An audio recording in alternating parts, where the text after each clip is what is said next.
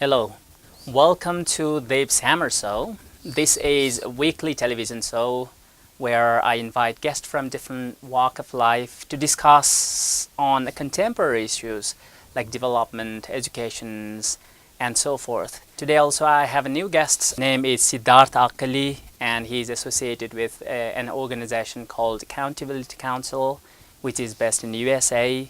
I know only this much, but I would like to welcome Siddharth first. Namaste. Thank you, Devji, for having me on the show and inviting me into your studio space. Just want to acknowledge how important this is as a space. It's such a privilege to be here and to be part of your show. So thank you for that. As I said in background that I know only your name and your work some, right? Siddharth Akali. So I would just For sure. request you to introduce yourself a little Definitely. bit in detail. So my name is Siddharth Akali. I'm a Canadian lawyer and I'm a South Asia consultant with Accountability Council. And as you mentioned, Accountability Council is a US-based international NGO. And we work with local communities around the world who've been affected by internationally financed projects. So projects, for instance, funded by the World Bank or other banks like the European Investment Bank or other multilateral development banks. So these banks have certain environmental and social rules that they need to follow. And when these rules are not followed, communities have the opportunity to file complaints in international complaint mechanisms.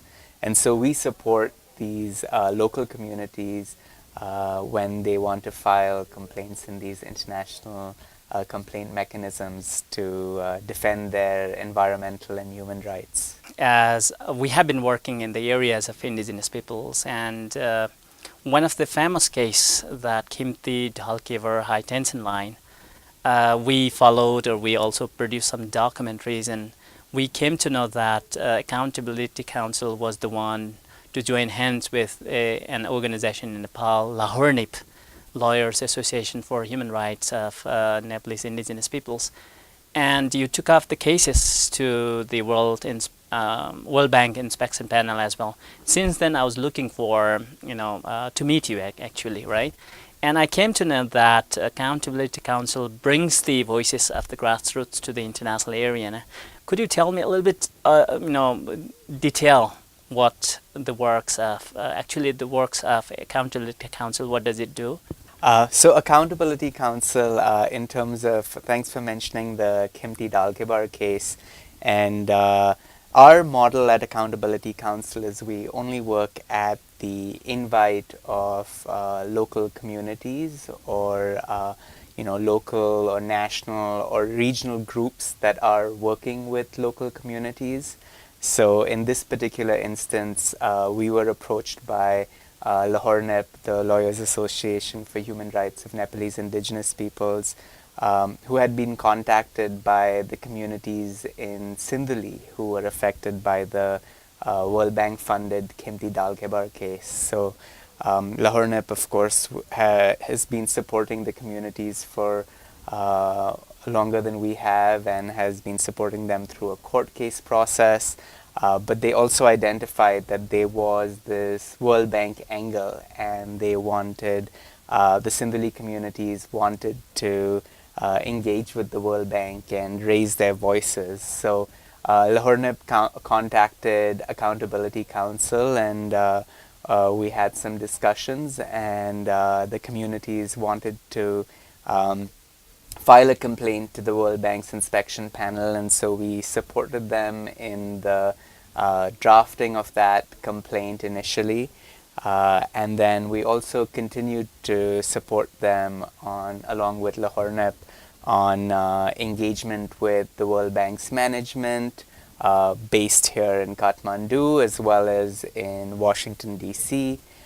We supported communities in their engagement with the inspection panel, which is the independent accountability mechanism or complaint office that communities affected by World Bank funded projects can complain to when the projects have not followed the World Bank's environmental and social rules. And the World Bank's inspection panel did actually find that in this particular situation, as the communities in Sindhli were saying for quite a while, that the environmental and social rules of the World Bank had not been followed. Specifically, the World Bank's inspection panel confirmed that there was a complete lack of information disclosure and complete lack of consultation with communities.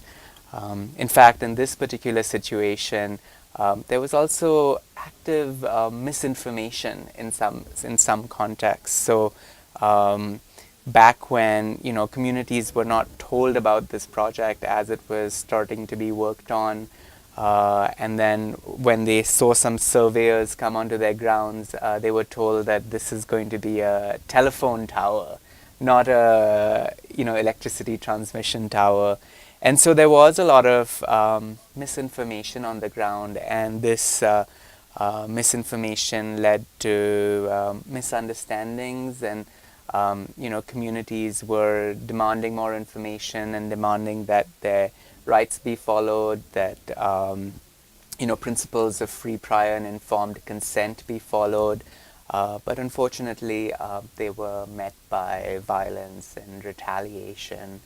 And so I think that they, in addition to the local protests that they were doing, in addition to raising their concerns with the National Human Rights Commission, in addition to the court cases, all of which Lahore NIP was supporting them on, they also wanted to raise their voices to an international level, because the funding is coming from outside. So it's really important that the World Bank and other funders then know whether their projects are following their rules or not, and if not, how do you create remedy for these communities on the ground and work with them to solve the problem that's on hand.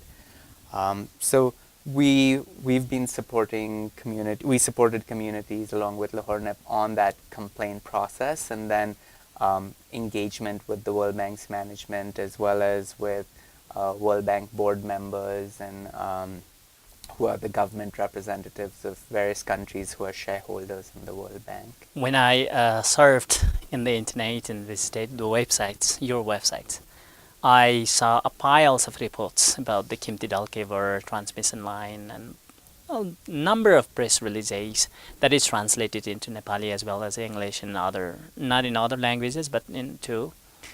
I saw that this shows that you had a long involvement with these cases, right? Could you tell me how long did you involve? And I know for sure that you were the one who went to the ground as well, and you observed the situation and you also took up the cases from the ground to the international level, right? Could you tell me how long you engaged with the community and your observation in the ground?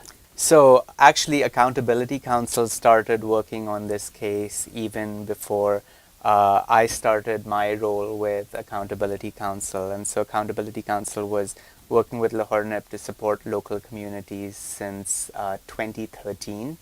And we initially, we helped them file a complaint to the inspection panel in 2013.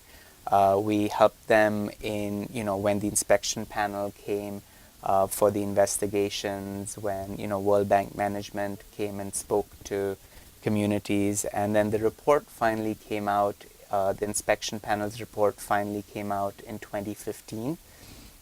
And then after 2015, we basically supported communities because they said, okay, fine, this is great. We have a report that confirms that the bank's social rules were not followed. So now how do we use that to get our demands moved forward? And so communities wanted a dialogue process with the NEA, and so they were demanding for a facilitator or a mediator to help address the power imbalances between them and the project implementing authority. So the World Bank funded the hiring of a facilitator in this particular dispute, and that process unfortunately took quite a while, and so it took nearly a year of constant follow up with the World Bank, asking them to make sure the facilitator is hired and that the facilitator starts doing their work as soon as possible. And then also in the interim, there were situations where construction was moved ahead under the presence of armed forces, and communities themselves had faced violence and intimidation. Peaceful protests had been dispersed by force, and then communities were put into prison overnight, and they were forced to sign their consent to the project under the threat of further criminal actions if they didn't do so. They've also at the same time faced retaliation, such as false criminal cases being put against them. And so, I think that throughout this process, we helped with documentation and raising these issues along with Lahore to an international level. When the facilitator was hired in March of 2017, conducted a series of trainings with communities to support them to develop the skills to engage in a facilitated dialogue. So Accountability Council has supported communities in Mexico, Peru, Mongolia, and other places in the world in dispute resolution processes with project implementers. And so we brought to bear that experience from community company conflicts to share some best practices with the local communities in Sindhli. Unfortunately, that particular dialogue process, for a range of institutional issues, did not necessarily bring the communities the solutions that they wanted. So unfortunately, the dialogue process did not make space for communities to actually learn about the project's impacts and have their concerns addressed in a meaningful way. So communities were really concerned about the health and safety impacts of the project.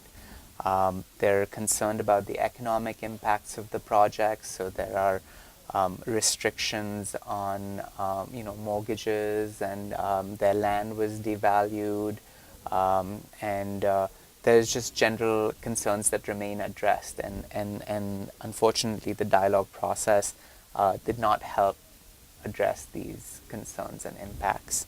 But at the same time, we supported them through that process right up to the point where it came to an end, and once it came to an end, we also helped communities along with Lahore to brainstorm on how they're going to work towards addressing their outstanding issues. So the communities there are now working with Lahore on local legal mechanisms, as well as with their newly elected local government officials in terms of engaging with the national authorities. And that dialogue process ended in September of last year, and then the facilitator gave his final report at the end of last year, so in December of 2017, which is when it was sort of confirmed that it was over. There was generally a lack of communication on the part of the bank and the NEA and as well as the facilitator as to how long that process would take and how long it would last. But it ended in December. We're still in the process of, it was of course a 4-year engagement from 2013 to 2017, and while on one hand there was obviously, we supported communities in terms of providing the expertise with raising their voices to international complaint mechanisms and dispute resolution but we've also learned a lot about the transmission sector in Nepal, about what are the issues that communities are concerned about, how much a strong and united community on the ground can achieve in terms of creating change, not just for themselves, but also having policy impacts. And so we're still, we're still continuing to glean those lessons from this whole engagement. We are today discussing about the Khimti Dhalkevar electricity transmission line. This is one of the transmission line out of 32 transmission line which is under construction in Nepal. But Khimti Dhalkevar high transmission line, which connects 5 districts starting from Khimti, which is based in Dolakha, and it goes through the Ramechhap, Sinduli, and ends with Dhanusa. So this is, and then the issue, the disputes or conflict was only with the Sinduli, and many people, they even could not get the compensation. There was also issue about the compensation, right?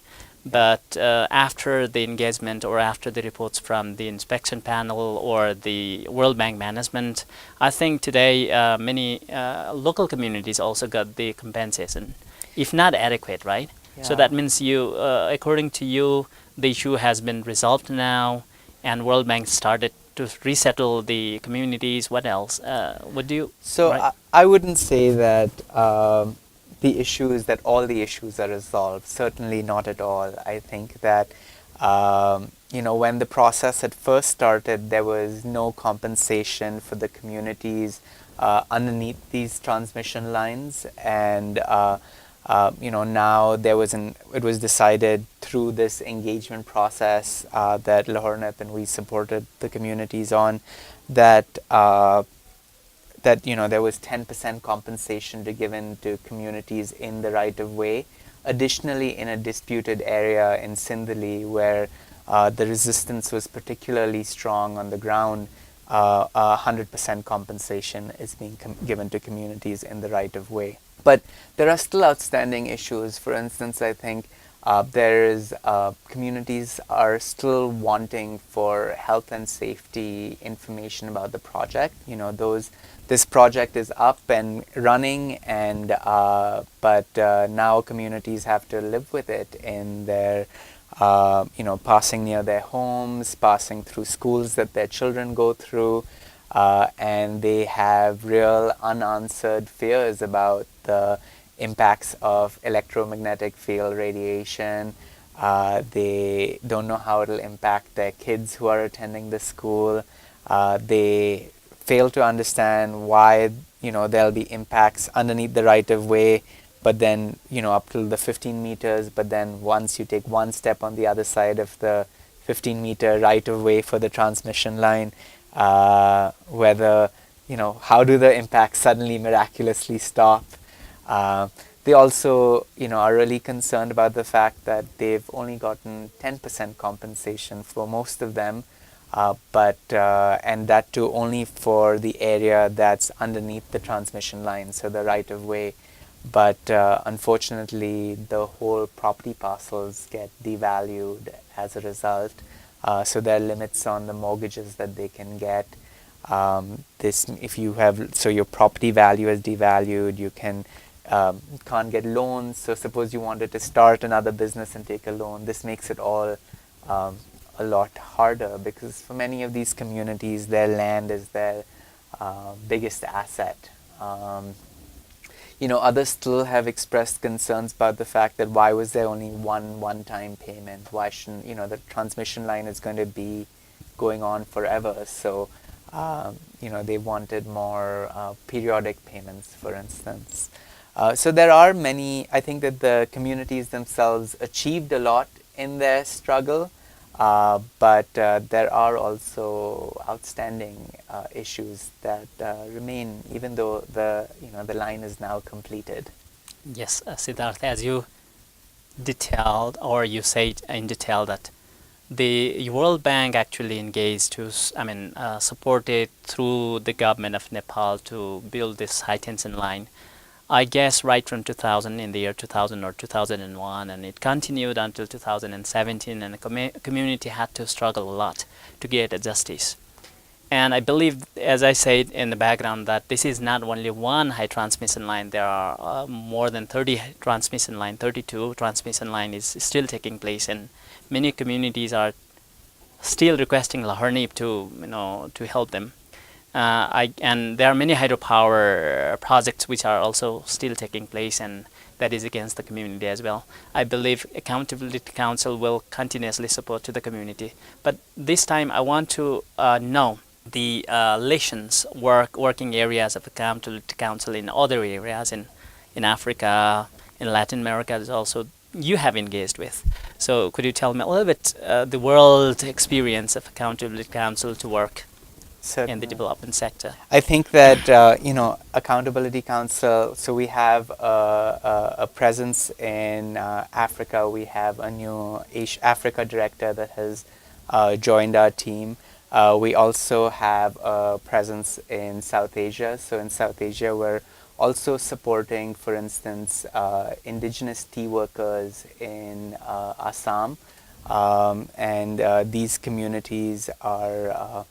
They were indigenous peoples from the tribal area in India, so Bihar, Jharkhand, and Chhattisgarh. And so that area, they were brought over by the British about 150 years ago to work as plantation workers in the tea plantations in Assam.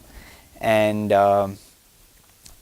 they speak their own language. And they face much discrimination from the local Assamese people around. They face very stressful living and working conditions, and have high rates of maternal mortality. And this is, a sector-wide issue. Accountability Council has supported communities, the tea workers, and supporting organizations in a complaint to the private sector side of the World Bank. There's something called the IFC, the International Finance Corporation, and they've gone into a joint venture with Tata Global Beverages Limited for tea plantations in Assam. And so the private sector side also has certain private sector side projects at the World Bank also have certain environmental and social rules that they have to follow, and when those rules are not followed, communities can complain to the compliance advisor ombudsman. So we supported local groups to file those complaints, and there was a report by the compliance advisor ombudsman finding that the World Bank Group did not follow its environmental and social rules and labor rules in this particular project either. And so communities are now in the process of trying to engage with the project and with the World Bank Group to ensure that the project actually does meet its stated development impact goals, which is to lift the 35,000 tea workers and their families of up to 150,000 people out of poverty. Which unfortunately the project has not met those goals yet. We have come to the close to the end of our time, and at last we have talked in detail about Khimti Dhalkevar High Transmission Line and your working experiences in another world as well. But I want to ask you your observations in the name of hydropower, in the name of development, and the indigenous people's rights in the community area. Though there are also non-indigenous communities, their rights are violated, but massively the indigenous peoples are the one who are living close to the river, close to the forest. Their rights have been massively violated, right? What is your observation at last? I think that indigenous communities are at the forefront of fighting for the rights to protect their own lands, and by protecting their own lands, they are truly at the forefront of protecting the planet for all of us. And I think that there's much that we can learn from the struggles of indigenous communities in Nepal, but also across the world. And it is a huge privilege for Accountability Council to be, to be able to support indigenous communities in Nepal, in across South Asia, in Mongolia, in Peru, in Mexico. It is our privilege, across the world to be able to support these indigenous communities as they fight to defend their environmental and human rights, and to learn resilience from them. Thank you, Siddharth, for your time. Thank you. And your knowledge. And Kimti Dhalkevar transmission line has been one of the cases, or one of the much talked cases in many UN forum or UN conferences as well. And in couple of sessions, I also had an opportunity to discuss about these cases. And I believe this has been one of the model case to discuss around the world. We have come to the end of the show. Next week with a new guest to discuss on the new topic. Till then, if you have any questions and queries, you can reach me at indigenous television@gmail.com. Till then, goodbye.